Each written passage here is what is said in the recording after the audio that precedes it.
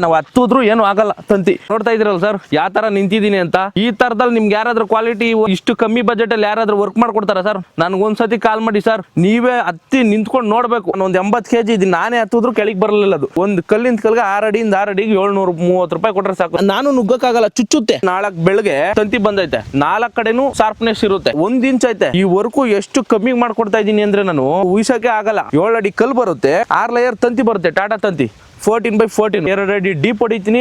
All over ಕರ್ನಾಟಕದಲ್ಲಿ ಎಲ್ಲೇ ಆಗ್ಲಿ ಬರೀ 730 ರೂಪಾಯಿ ಕೊಡ್ಲಿ ಮಾಡ್ಕೊಡ್ತೀನಿ ನಾನು. ಇದರಲ್ಲಿ ಕಲ್ಲು, ತಂತಿ, ಗುಂಡಿ ಹೊಡೆಯಲ್ಲಿ ನಮ್ ಲೇಬರ್, ಊಟ ತಿಂಡಿ A to Z ನಮ್ದೇ ಇರುತ್ತೆ. ತಂತಿ ಮಾಡ್ತೀವಿ. ಮೆಶ್ ಬೇಕು ಅಂದ್ರೆ ಮೆಶ್ ಹಾಕೊಡ್ತೀನಿ, ಕಾಂಪೌಂಡ್ ವಾಲ್ ಬೇಕು ಅಂದ್ರೆ ಕಾಂಪೌಂಡ್ ವಾಲ್ ಹಾಕೊಡ್ತೀನಿ, ನಾಟೆಡ್ ಮೆಶ್ ಬೇಕು ಅಂದ್ರೆ ನಾಟೆಡ್ ಮೆಶ್ ಹಾಕೊಡ್ತೀನಿ. ಯಾರು ಸ್ಪಂದಿಸ್ಲಿಲ್ಲ, ಸಕಾಲದಲ್ಲಿ ಬರ್ಲಿಲ್ಲ.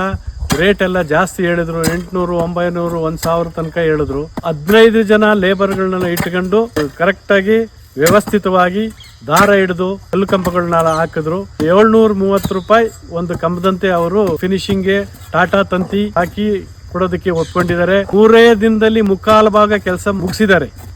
ಅದರಿಂದ ಫಾಸ್ಟ್ ವರ್ಕರು, ಜಿನೈನ್ ಪರ್ಸನ್ನು. ಯಾವ ತರ ಕ್ವಾಲಿಟಿ ಬೇಕೋ ಆ ತರದಲ್ಲಿ ಕ್ವಾಲಿಟಿ ಹಾಕೊಡ್ತೀನಿ. ಕಮ್ಮಿ ಬಜೆಟ್ ಅಲ್ಲಿ ಈ ತರ ಕ್ವಾಲಿಟಿ ಯಾರು ವರ್ಕ್ ಮಾಡ್ಕೊಡಲ್ಲ. ಅಲ್ಲೆಲ್ಲಿ ವರ್ಕ್ ಮಾಡಿರ್ತೀನಿ ಅಲ್ಲಿ ಜಾಗದಲ್ಲಿ ಹೋಗಿ ಕರ್ಕೋಗಿ ನಾನೇ ತೋರಿಸ್ತೀನಿ. ನೋಡಾದ್ಮೇಲೆ ನನ್ಗೆ ವರ್ಕ್ ಕೊಡ್ಲಿ. ತಂತಿ ಬಂದಾಗ ತಂತಿ ತೋರಿಸ್ತೀನಿ, ಮೆಸ್ ಬಂದ್ರೆ ಮೆಸ್ ತೋರಿಸ್ತೀನಿ. 7 ಕಲ್ಗೆ 2 ಸಪೋರ್ಟ್ ಕಲ್ ಕೊಡ್ತೀವಿ. ಲೈಫ್ ಇರ್ಲಿ ಅಂತ ಸಪೋರ್ಟ್ ಕೊಡ್ತೀವಿ. ಒಂದು 30 ವರ್ಷ ಸೇಫ್ಟಿ